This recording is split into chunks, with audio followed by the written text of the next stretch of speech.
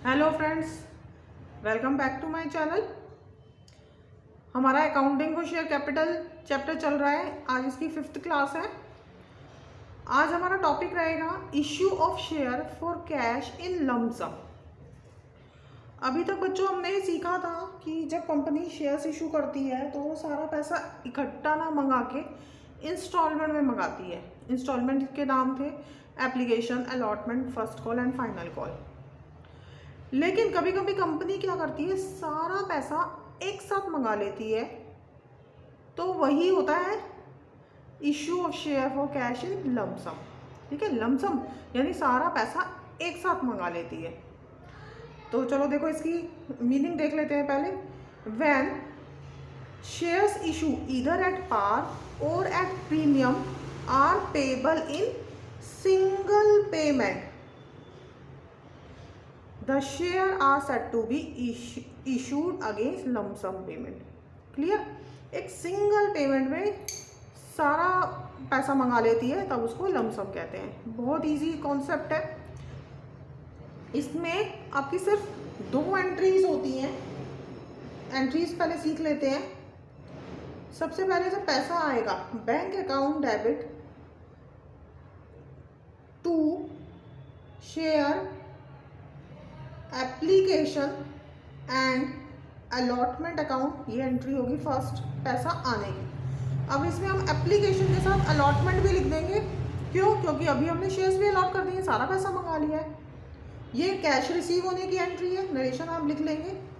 Then entry होगी share application and allotment account debit to share capital.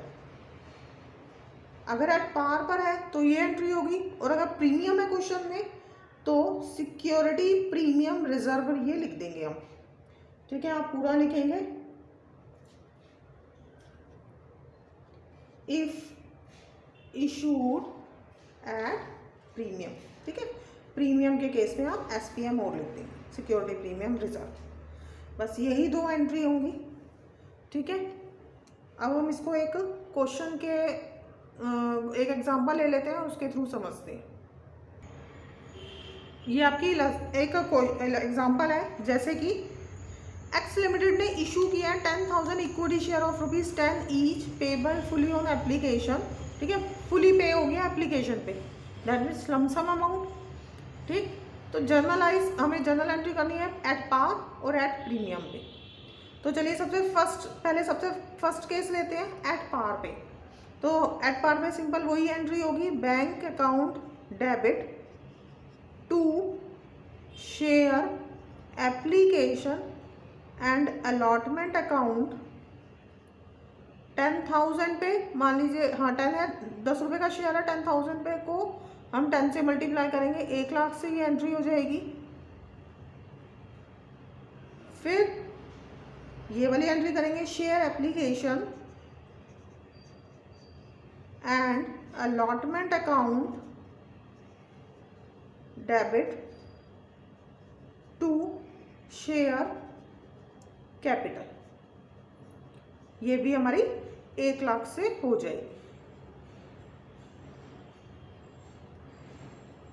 ठीक है, अच्छा दूसरा केस है हमारा एट प्रीमियम।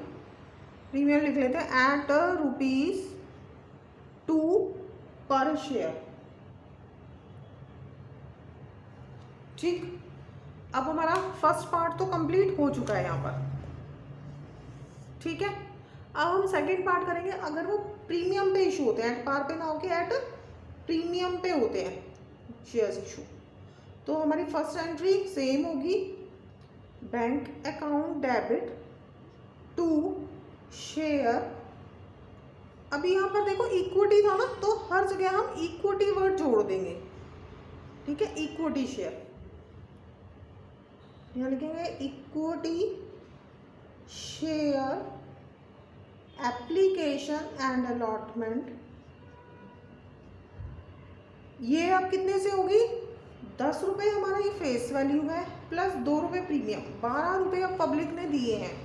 तो ये 10,000 को 12 से मल्टीप्लाई करके लिखेंगे यहाँ 1,20,000। ठीक है, नेक्स्ट एंट्री हमारी वही हो जाएगी, share equity share application and allotment account debit to equity share capital to SPR security premium reserve. यहाँ हम 1,20,000 से हुई है, 1,20,000 से होगी। कैपिटल में हम 10 रुपये ही डालेंगे, 10 रुपये यानी 10,000 को 10 रुपये से मल्टीप्लाई करके 1,00,000, और प्रीमियम हमारा 2 रुपये था। ठीक है, तो 10,000 को 2 से मल्टीप्लाई 20,000। यही एंट्री है, बहुत सिंपल है, बहुत छोटा सा है, लेकिन आपको ये बहुत अच्छे से आपको समझना पड़ेगा, क्योंकि अगर ये आपका इस बार पेपर MCQs में आ रहा है, तो आपको एक तो सबसे पहले ये डेफिनेशन और ये मीनिंग, ये जो एंट्रीज है, जनरल एंट्रीज बहुत अच्छे से करनी होंगी।